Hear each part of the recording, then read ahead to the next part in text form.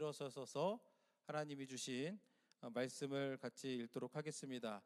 Today's scripture, 1 Peter chapter 4, verse 1 through 6. 스크린에 잘못 나왔네요.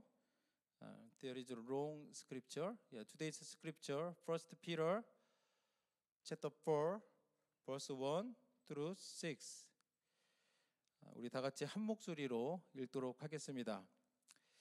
그리스도께서 이미 육체의 고난을 받으셨으니 너희도 같은 마음으로 갑옷을 삼으라.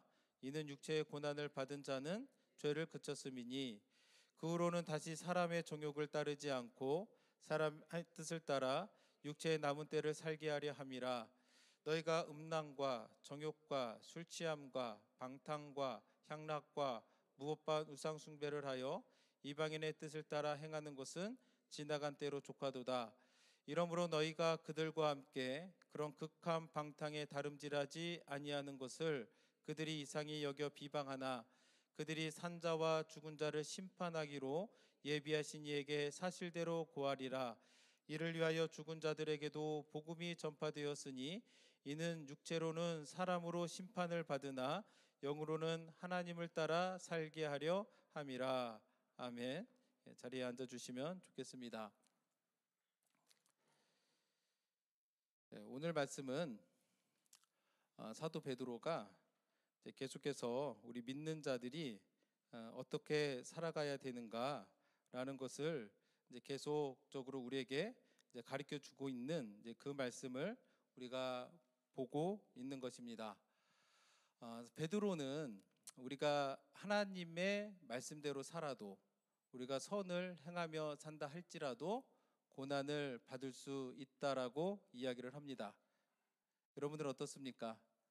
때론 우리가 옳은 일을 해도 고난을 받을 수가 있습니다. 그런데 중요한 것은 우리가 그런 고난을 받을 때 우리의 삶의 태도가 어떠해야 되는가, 우리의 삶의 자세가 어떠해야 되는가, 그것을 아는 것이 굉장히 중요하다라고 우리가 볼 수가 있습니다.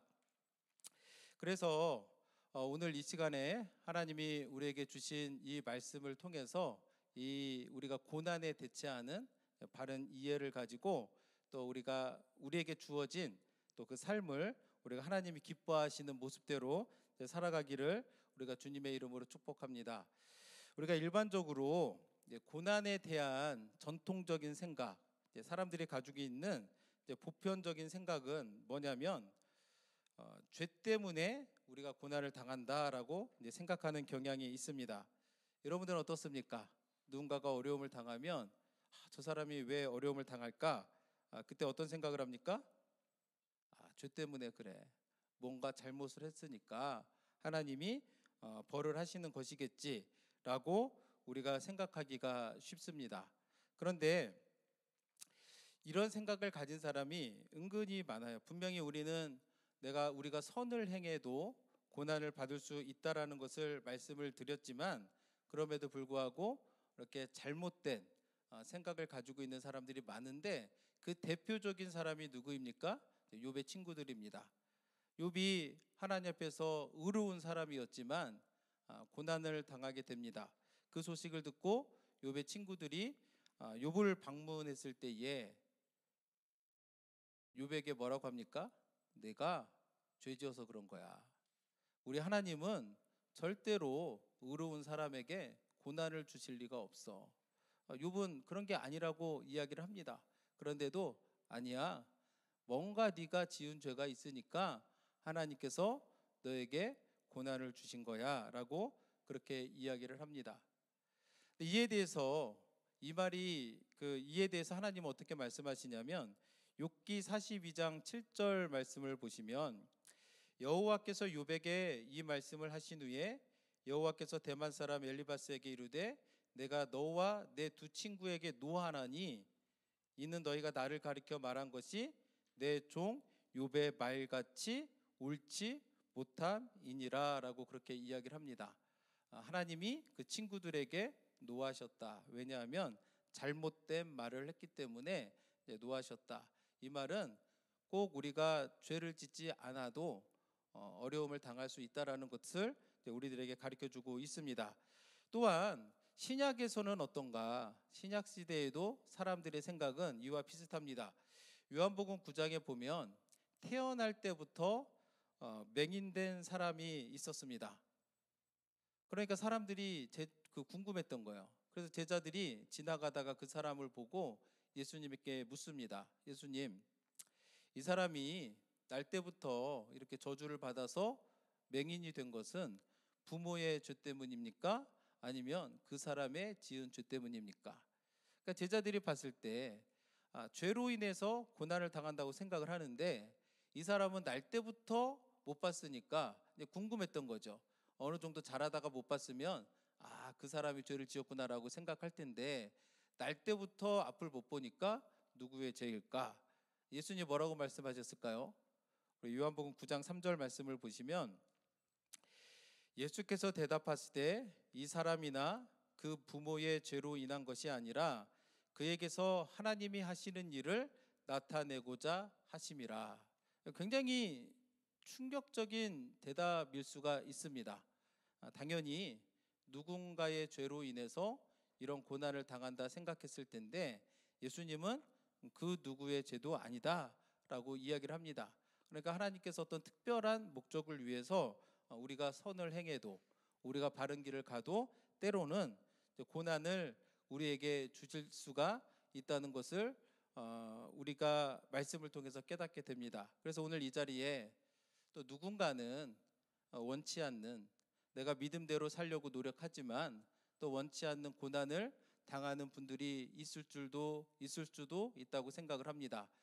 그러나 그런 분들에게 오늘의 말씀이 위로가 되기를 원합니다. 요한복음 11장 3절에 보면은 이렇게 말씀합니다. 이에 그 누이들이 예수께 사람을 보내어 이르되 주여 보시옵소서, 사랑하시는 이가 병들었나이다 하니. 이 사람이 누구입니까? 나사로입니다.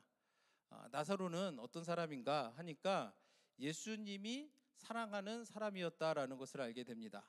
그렇게 예수님이 사랑하는 사람도 어떻게 됐습니까? 병이 들었죠. 마찬가지로 예수님이 여러분들을 사랑하십니다. 믿으십니까? 예수님이 사랑하시는 여러분들도 암에 걸릴 수가 있습니다. 내가 암에 걸렸다 해가지고 낙심하고 절망할 게 아니에요. 다 하나님의 뜻이 있음을 믿으시고 우리가 하나님을 바라볼 줄 알아야 됩니다.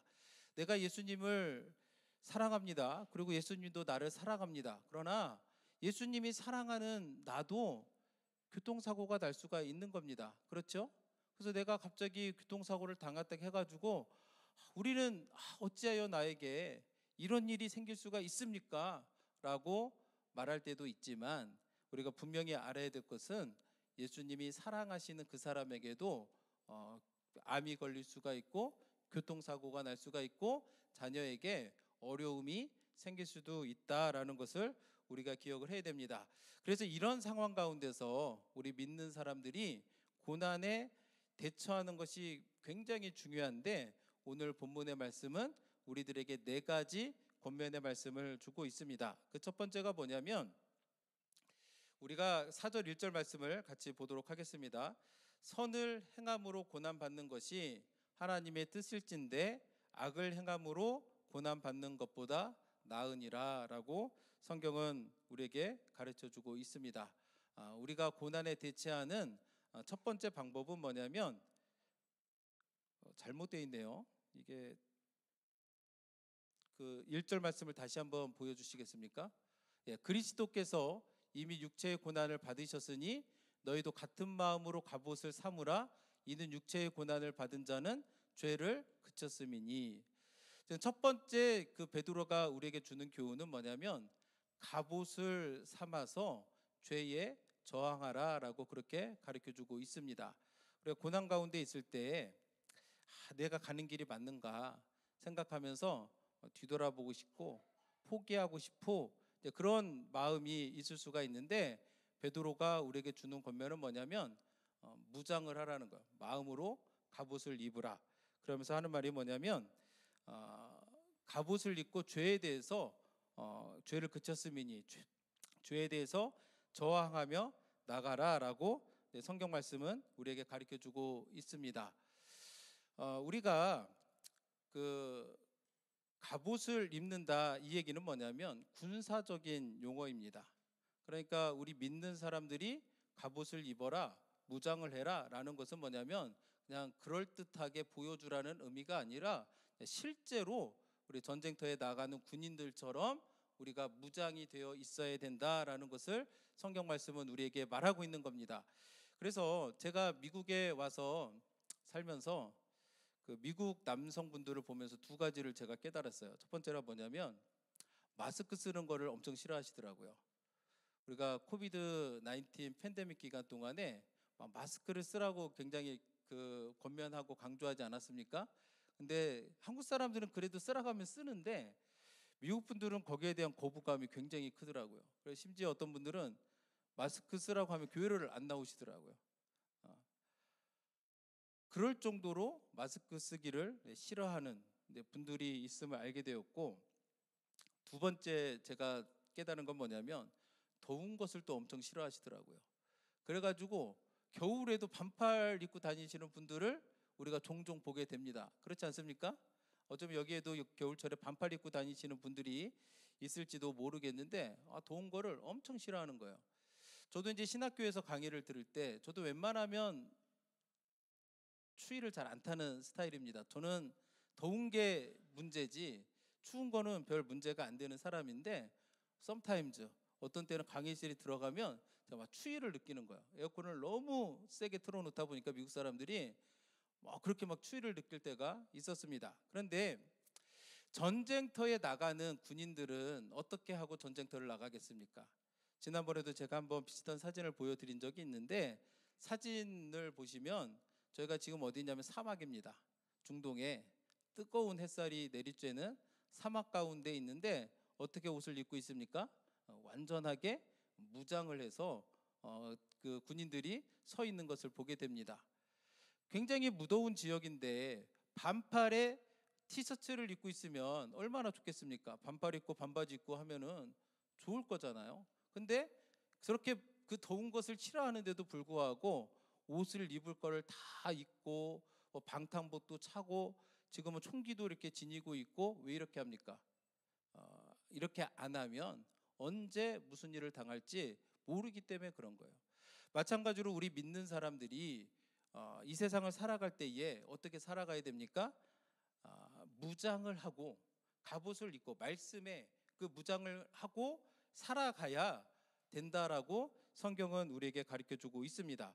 그 1절 말씀에 보면은 뭐라고 나와 있냐면 고난을 받은 자는 죄를 그쳤다라고 하는데 사실은 이 말은 육체의 죽음을 당한 자는 죄를 그쳤다라고 하는데 우리가 비록 예수를 믿는다고 하면 그 다음부터는 죄를 안 짓느냐? 그런 것은 아니죠. 우리가 예수를 영접했어도 때로는 우리가 실수하고 우리가 잘못할 수가 있습니다. 근데 이게는 뭐냐면 육체의 죽음을 당한 자는 무슨 말이냐면 예수를 믿는 우리는 그런 뜻입니다. 그러면 죄를 그쳤다 이 얘기는 뭐냐면 죄에 대해서 노하기로 결단한 사람들이라는 그런 의미를 가지고 있는 겁니다. 그러니까 우리가 이 그 세상을 살아가는 이 고난에 대처하는 우리의 마음가짐은 어때야 되냐면 무장을 하셔야 돼요. 어떻게 무장을 합니까? 마음으로 무장하는 것이 매우 중요합니다. 마음으로 무장을 해가지고 어떠한 일이 우리에게 닥치든지 우리가 하나님의 말씀으로 능히 대처할 수 있는 그것이 굉장히 중요합니다. 왜냐하면 사람의 모든 생각, 모든 행동이 어디에서 나옵니까? 마음에서 나오기 때문에 그런 거예요. 그래서 잠언 23장 7절에서도 보면 무릇 그 마음의 생각이 어떠하면 그의 사람됨도 그러하다. 사람의 마음에 따라서 그 사람의 사람됨이 결정한다라고 성경은 우리에게 가르쳐주고 있습니다. 그리고 잠언 4장 23절에서도 보면은 어떻게 말씀하시냐면 모든 지킬 만한 것보다 더욱 내 마음을 지키라. 왜냐하면 생명의 근원이 이에서 나기 때문이다라고 성경은 가르쳐주고 있습니다. 그래서 우리가 기억해야 될 첫 번째 사도 베드로의 권고는 마음으로 우리의 마음을 잘 무장하여서 우리가 죄에 대해서 저항하는 노라고 말할 수 있는 그리스도인들이 되어야 된다라는 것을 오늘 말씀은 우리에게 가르쳐주고 있습니다. 두 번째 베드로의 권고는 뭐냐면 2절 말씀을 우리가 같이 읽도록 하겠습니다.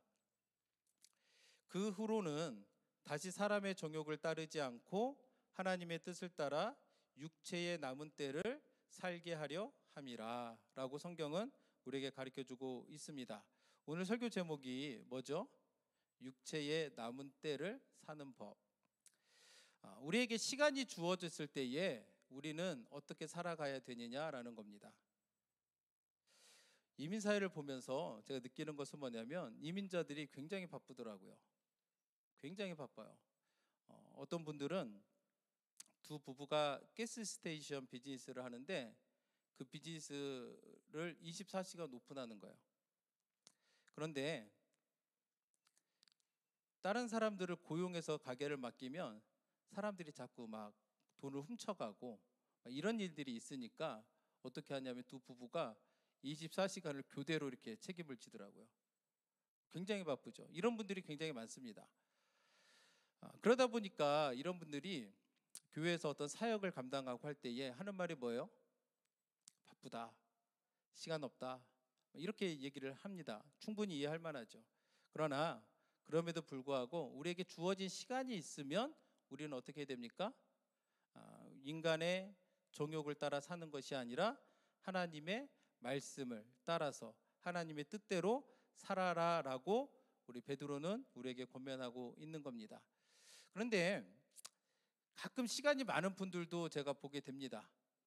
여러분들은 어떻습니까? 시간이 많습니까? 시간이 적습니까? 시간이 많은 분들, 여러분들에게 하루에 시간이 주어졌다면 여러분들은 주로 그 시간에 무엇을 생각하고 또 무엇을 하는지 한번 여러분들이 뒤돌아보시기를 원합니다. 지금 사도 베드로가 얘기하는 것은 뭐냐면 우리에게 주어진 시간, 이 시간을 우리의 정욕을 위해서 쓰지 말고 하나님을 위해서 하나님의 뜻을 따라서 살아라라고 권면을 합니다. 왜 그러느냐? 그것이 옳은 것이기 때문에 그런 겁니다. 그래서 여러분들도 스스로를 돌아보셔야 돼요. 내게 시간이 주어졌을 때 나는 주로 무엇을 하는가? 시간이 많은데 어떤 사람들이 있냐면 기도 안 하는 사람들이 있어요. 시간이 많은데 예배 나오라고 하면 예배 안 나와요. 함께 모여서 기도하면 기도 안 해요. 대신 뭐 하는지 아세요? 함께 모여서 남 막 그 험담을 하는 거예요. 남 험담하다 보면은 재밌거든요.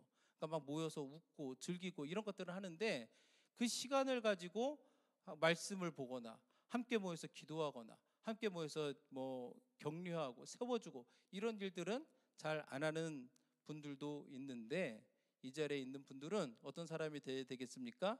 여러분들에게 주어진 그 시간을 육체의 정욕이 아니라 육체의 남은 때를 하나님의 뜻을 따라서 사는 저와 여러분들이 되어야 될 줄로 믿습니다. 그런 사람들이 하나님 앞에서 복을 받는 사람들이다. 그런 사람들이 하나님이 기뻐하시는 사람이다라는 것을 우리가 깨달아 알아야 될 줄로 믿습니다. 그래서 마태복음 6장 33절에서도 뭐라고 얘기합니까? 그런즉 너희는 먼저 그의 나라와 그의 의를 구하라.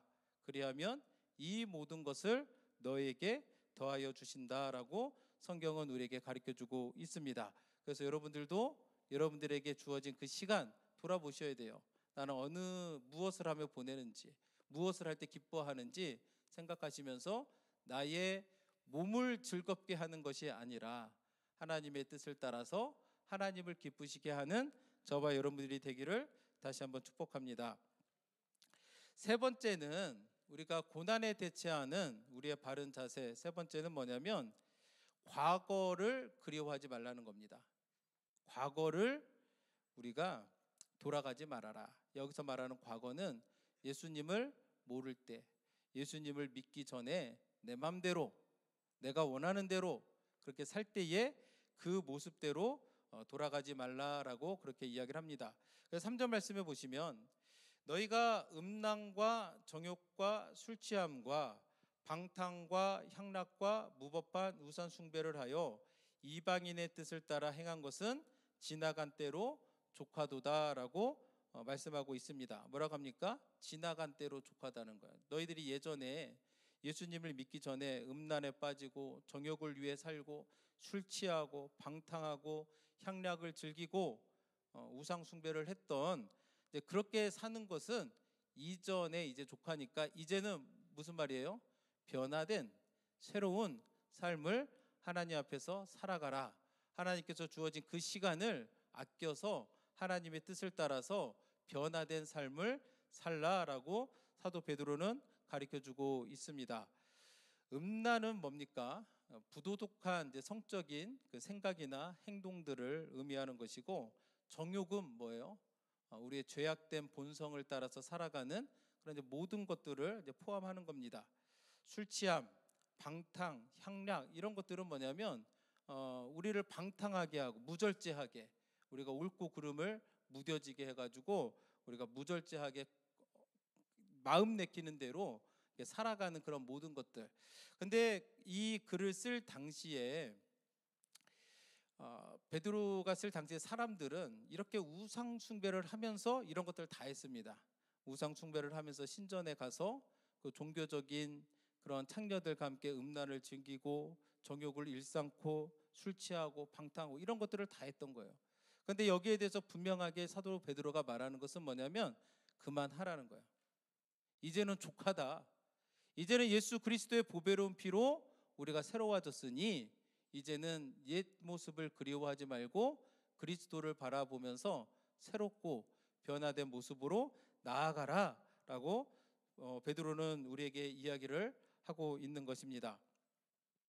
우리가 이제 일반적으로 요즘은 나는 이런 거 안 하는데 이제 이렇게 생각할 수도 있습니다. 나는 음란하지도 않고 뭐 술도 안 먹고 괜찮으냐. 우상 숭배. 우상 숭배는 일반적으로 우리가 다른 신을 섬기는 것을 이제 쉽게 생각을 합니다. 그런데 그것이 아니어도 우상이라고 하는 것은 뭐냐면 내가 하나님보다 더 중요하게 생각하는 그 모든 것이 우상이 될 수 있음을 우리가 기억을 해야 됩니다. 우리가 성경에 보면 이스라엘 백성들이 우상을 섬길 때에 뭐를 갖다 놓고 섬겼습니까? 이제 금송아지 같은 거를 갖다 놓고 우상을 섬기다 보니까 우리는 나는 금송아지 없으니까 나는 괜찮겠지라고 생각하는데, 앞서서 말씀드린 것처럼 내가 하나님보다 더 중요하게 더 귀하게 생각하는 게 있으면 그 모든 것이 우상 숭배가 될 수가 있다라는 겁니다. 그래서 돈도 그런 맥락에서는 우상이 될 수가 있는 거예요. 내가 돈을 너무 사랑합니다. 그래서 그 돈을 위해서는 수단과 방법을 가리지 않는 사람들이 있어요. 남을 속이는 것을 주저하지 않아요.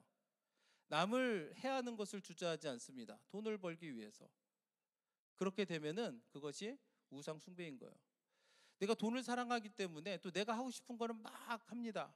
그런데 마땅히 하나님께 드려야 될 것들은 하지 않는 사람들도 있어요. 11조도 하지 않습니다. 감사의 예물을 드리지 않습니다. 물론 없어서 못 드리는 것은 뭐라 하지 않지만 충분히 할 수 있는데도, 다른 것은 다 하는데도 마땅히 하나님께 드려져야 될 11조나 감사의 예물을 드리지 않는다면 우상이 나에게 있어서는 돈이 우상일 수도 있구나 라는 것들을 우리가 기억을 해야 됩니다. 그래서 성경에도 돈에 대해서 경고하는, 돈을 주의하라는 말씀이 굉장히 많이 있습니다. 그 중에 대표적인 게 뭐냐면 디모데 전서 6장 10절 말씀을 보시면 돈을 사랑함이 일만하게 뿌리가 되나니 이것을 탐내는 자들은 미혹을 받아 믿음에서 떠나 많은 근심으로써 자기를 찔렀도다. 돈을 사랑함이 뭐가 됩니까? 일만하게 뿌리, 우상이 될 수 있다는 거예요. 그래서 이것을 탐내는 자들이 미혹을 받아요. 우상을 섬기는 사람들이 잘못된 거짓 선지자들의 미혹을 받잖아요. 마찬가지로 돈을 사랑하다 보면은 잘못된 미혹을 받게 되고 믿음에서 떠나게 되고 자기 자신을 찌르는 그런 잘못된 결과가 있음을 성경은 계속해서 우리들에게 가르쳐주고 있습니다. 또 뭐가 우상이 될 수 있냐면 요즘에 보니까 자녀들이 우상이 될 수도 있겠다라는 생각을 하게 됩니다. 성도님들을 만나보면 정말 훌륭한 분들이 많아요. 모든 면에서 모범이 되고 예배 잘 드리고 기도 열심히 하고 남에게 잘하고, 그런데 자녀 얘기만 나오면 정상적인 대화가 안 되는 분들이 있다라는 거예요. 자녀 얘기만 나오면 이 정상적인 대화가 안 돼요. 정상적인 상황 파악이 안 되니까 그때부터는 사람이 이상해지는 사람들을 많이 경험하게 됩니다. 왜 그럴까요? 내가 자녀를 너무 사랑하니까 그 사랑하는 자녀가 내 삶의 우상으로 자리 잡는 거예요. 여러분들도 한번 돌아보셔야 돼요. 성경은 자녀들에 대해서 어떻게 말씀하냐면 하나님이 준 선물이라고 이야기를 합니다. 그렇기 때문에 그 자녀들을 부지런하게 하나님의 말씀을 가르치라라고 말씀하십니다. 근데 자녀가 우상이 되면 그런 거 안 하는 거예요. 아이가 예배를 어떻게 드리는지 관심이 없어요. 아이가 그날 교회에 와서 어떤 하나님의 말씀을 배웠는지 몰라요. 물어보지도 않습니다. 심지어 선생님이 누군지도 몰라요. 왜냐하면 관심이 딴 데 있거든요. 세상적인 성공, 좋은 학교 가고 좋은 직업을 갖고, 여기서 말하는 좋은 직업은 정말 인류를 위해서 헌신하고 봉사하는 그런 게 아니에요. 돈 많이 버는 직업, 그것을 좋은 직업이라고 생각하면서 그런 것에는 관심이 많은데 정작 하나님의 말씀으로 사는 거에 대해서는 관심이 없다면 자녀가 우리 삶의 우상이 될 수 있다. 그래서 여러분들 취미가 우상이 될 수도 있습니다. 뭐 골프를 치기 위해서 내가 봉사를 안 한다. 골프를 치기 위해서 내가 예배 안 드린다. 혹은 낚시가 너무 좋아가지고 예배 안 드린다. 물론 취미로 좋은 거지만 그것들이 하나님보다 더 사랑하게 되면 그런 모든 것들이 나에게 우상이 될 수 있는데, 지금 사도 베드로가 말하는 것은 뭐냐면 이제 그만하라는 거야. 과거로 족하다. 이제는 새롭고 변화된 삶을 살아라 라고 사도 베드로는 우리에게 권면하고 교훈하는 겁니다. 그래서 이 자리에 있는 우리들도 다 하나님의 은혜로 예수 그리스도의 보혈의 공로로 구원받았지 않았습니까? 그런 과거의 것들은 이미 족하다는 거예요. 이제는 우리는 어떻게 살아가야 됩니까? 새롭게 변화된 삶을 살아가야 될 줄로 믿습니다. 그래서 4절 말씀을 보시면, 이러므로 너희가 그들과 함께 그런 극한 방탕에 다름질하지 아니하는 것을 그들이 이상히 여겨 비방하나. 과거에 안 믿는 사람들과 같이 음란을 즐기고 정욕을 나누고 술 취하고 방탕하고 향락을 쫓았던 우리가 그리스도의 은혜를 깨닫고 알아서 이제는 변화된 새로운 삶을 살고자 하면 어떻게 되겠습니까? 이상히 여긴다는 거예요. 안 그러겠습니까? 예전에 나랑 같이 했는데, 예전에 나랑 같이 모여서 남 비방하고 그런 일 같이 했는데 갑자기 안 한다는 거예요. 갑자기 기도한다라는 거예요. 갑자기 이건 옳지 않다라고 얘기하는 거예요. 그럼 어떻게 생각하겠습니까? 이상히 여기는 거죠. 그래서 여러분들이 삶에서 여러분들을 이상히 여기는 사람이 있어야 여러분들이 바르게 살고 있다라는 증거입니다. 믿으십니까? 여러분들을 이상히 여기는 사람들이 있습니까? 잘 구분하셔야 돼요. 이상한 짓 해서 이상히 여기는 거는 이건 덕이 안 되는 거예요. 믿는 사람들 중에도 가끔 보면 좀 이상한 분들이 있긴 한데 그런 걸로 이상한 게 아니라 하나님의 말씀대로 변화된 삶, 새로운 삶을 살기 때문에 사람들이 이상히 여기는 것이 여러분들이 하나님 앞에서 내가 바르게 살고 있다라고 하는 증거가 될 수 있음을 기억하셔야 됩니다. 그러면 이상히 여기면 사람들이 어떻게 할까요? 박수를 쳐줄까요? 너 역시 너는 새로운 사람이 되었구나, 박수 쳐줄까요? 그런 사람들이 있지만 대부분은 어떻게 한다고요? 비방한다는 거예요. 예전에 나랑 같이 했는데 뭐 왜 이렇게 잘난 체 하냐라고 하면서 비방한다라는 거예요. 그러나 그런 비방이 있다 할지라도 우리는 어떻게 해야 됩니까? 하나님의 말씀을 붙들고 하나님이 하시는 말씀이 더 옳다라는 믿음을 가지고 우리가 그렇게 새롭고 변화된 삶을 사는 것, 그것을 하나님이 기뻐하시고 원하신다라는 것들을 우리가 기억하셔야 될 줄로 믿습니다. 그래서 우리가 분명히 알아야 될 것은 뭐냐면 하나님은 우리가 새롭고 변화된 삶을 살기를 원하신다. 때로는 내가 이 삶을 위해서 살아갈 때에 고난이 닥칠 수가 있어요. 그러나 그런 고난이 있다 해서 뒤돌아보지 말라는 거예요. 타협하지 말라는 거예요. 하나님을 따라서 우리 육체의 남은 때를 우리 정욕이 아니라 하나님의 뜻을 따라 살라고 우리 말씀은 오늘 우리에게 교훈하는 줄로 믿습니다. 마지막으로 우리가 이 세상을 살아가야 살아가야 될 때에 기억해야 될 것이 있는데 뭐냐면 반드시 심판의 때가 있음을 우리가 기억하셔야 될 줄로 믿습니다. 우리 본문 말씀 5절을 보시면 그들이 산자와 죽은 자를 심판하기로 예비하신 이에게 사실대로 고하리라 라고 말씀합니다. 여기서 말하는 그들은 누굽니까? 우리를 비방하는 사람들, 우리가 변화된 삶을 산다고 해서 우리를 이상히 여겨서 비방하는 그들에게 어떤 일이 일어나느냐? 산자와 죽은 자를 심판하기로 예비하시니, 누구입니까?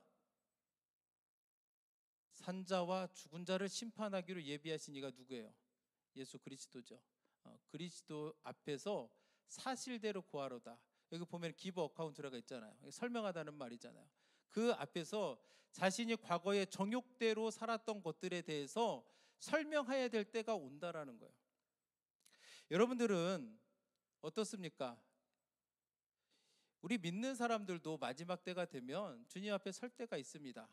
그러면 주님이 보시고 믿음대로 살아서 정욕을 뿌리치고 하나님의 뜻을 따라 산 사람들에게는 주님이 뭐라고 말씀하시겠습니까? 착하고 충성된 종이다 라고 인정해 주실 것입니다. 믿으십니까? 그런데 내 마음대로 막 산 사람들, 믿는다 하면서도 육체의 정욕을 버리지 못하고 과거의 삶을 잊지 못하고 자기 마음대로 산 사람들 앞에서는 어떤 때가 온다고요? 나의 행위에 대해서 내가 일일이 내가 고해야 될 때가 올 것이라고 성경은 우리에게 말씀하고 있는 것입니다. 그래서 여러분들은 어떤 삶을 살길 원하십니까? 우리가 모두 다 마지막 날에 주님 앞에 설 때가 있을 텐데 그때에 잘했다, 인정받는 하나님의 자녀가 되길 원하십니까? 아니면 구차하게 이것은 이래서 그랬습니다라고 변명하는 그러한 사람이 되기를 원하십니까? 우린 모두는 하나님 앞에서 잘했다, 칭찬받고 인정받는 하나님의 자녀가 되어야 될 줄로 믿습니다. 그것을 위해서는 우리가 끊어내셔야 돼요. 아직도 내 안에 내가 끊어내지 못하고 있는 그 무언가가 있다면 끊어내셔야 돼요. 새롭고 변화된 삶을 우리는 살아야 됩니다. 그것이 하나님이 원하시는 거예요.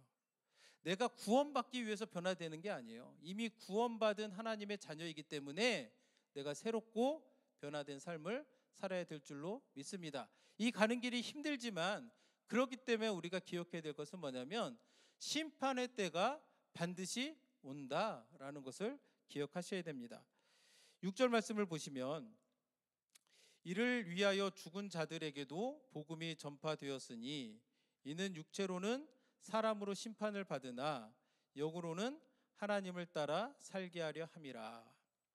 이 말씀을 우리가 잘못하면은 죽은 자들에게 복음이 전파되었다. 그러면은 예수를 믿지 않은 사람들이 죽었는데 나중에 예수를 믿을 수 있는 것인가 라고 생각하기 쉬운데 그게 아니라는 거예요. 당시에는 아까도 말했듯이 예수를 믿는다는 이유로 극심한 고통을 받으며 고난을 받으며 살던 때입니다. 그러니까 이때에는 이미 그 핍박으로 인해서 죽음을 당한 사람들도 많았습니다. 그 사람들 얘기하는 거예요. 그들이 비록 죽었으나 끝이 아니라는 거죠. 그들에게 복음이 전파되었었기 때문에 육체로는 심판을 받았다, 사람으로 심판을 받았다, 고난을 받아서 죽었을지라도 어떻게 된다는 얘기입니까? 영으로는 하나님을 따라 살게 함이라. 영생에 대한 소망이 있음을 우리가 기억하셔야 되는 거예요. 안 믿는 자들에게는 심판의 때이지만 하나님을 믿는 자들에게는 어떤 때입니까? 구원과 소망과 영생이 있음을 우리가 기억하셔야 될 줄로 믿습니다. 그래서 우리 모두는 다 하나님 앞에 설 때가 있다는 것을 아셔야 돼요. 그래서 여러분들이 죄의 유혹을 받을 때 무엇을 생각하셔야 돼요? 내가 나중에 하나님 앞에 설 텐데, 내가 나중에 하나님 앞에 설 때가 있는데 내가 그 앞에서 뭐라고 말할까라는 것들을 한번 생각해 보시라는 거예요. 히브리서 9장 27절 말씀에 보시면 한 번 죽는 것은 사람에게 정해진 것이요 그 후에는 심판이 있으리니 라고 성경은 우리에게 가르쳐주고 있습니다. 심판은 분명히 있습니다. 그렇기 때문에 우리가 주님 앞에 설 때를 기억하면서 뭐라고 말해야 됩니까? 잘했다, 칭찬받는 하나님의 자녀가 되기 위해서 과거의 것을 끊어버리고 변화된 새로운 삶, 하나님의 뜻을 따라 사는 저와 여러분들이 되기를 다시 한번 주님의 이름으로 축복합니다. 참 힘들죠. 이 땅에서 참 고난 가운데 있는 거 참 힘듭니다. 제가 고난 당하면 저는 어떨 것 같습니까? 여러분들이 보시기에 저는 무감각할 것 같습니까? 힘들죠. 힘들죠. 그럼에도 불구하고 우리가 영생에 대한 소망을 가지라는 겁니다. 지금은 힘들지만 천국에서 우리 주님이 우리의 눈물을 닦아 주실 줄로 믿습니다. 믿으십니까?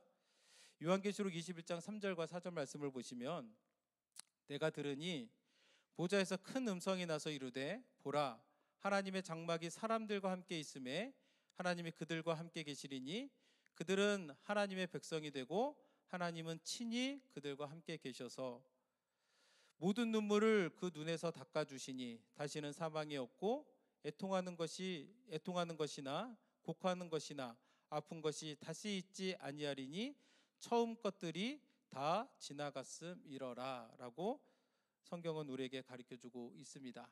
지금은 우리가 의의 고난을 당해서 이 땅 가운데서 우리가 눈물을 흘릴 수가 있습니다.